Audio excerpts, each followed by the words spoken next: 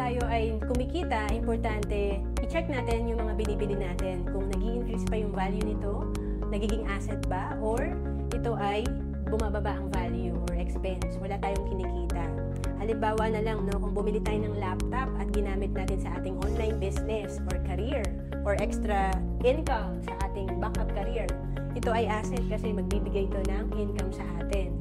Pero kung ito ay ginamit lang natin para tayo ay mag-games or manood ng YouTube na for entertainment purposes, expense ito. And then, kung wifi naman, ginamit natin sa negosyo para makapag-online business tayo, online selling, talagang asset yan. Pero kung ginamit lang natin sa social media para talaga mag-marites, expense yan kasi wala tayong kinikita. And asset din pala ang travel. Kasi yung mga businessman, nagta-travel sila para i-check nila yung mga pwede nilang gayahin dito sa Pilipinas na business, like sa food, and kung ano man yung mga pwede nilang item na ibenta. And expense ang ating travel kung talagang umaura lang tayo or gusto lang natin magpasikat. Wala tayong kinita out of our expenses. So again, dapat dagdagan yung asset and i-check natin, huwag tayong dagdag ng expenses natin. Kasi importante, nakabuild tayo ng ating asset.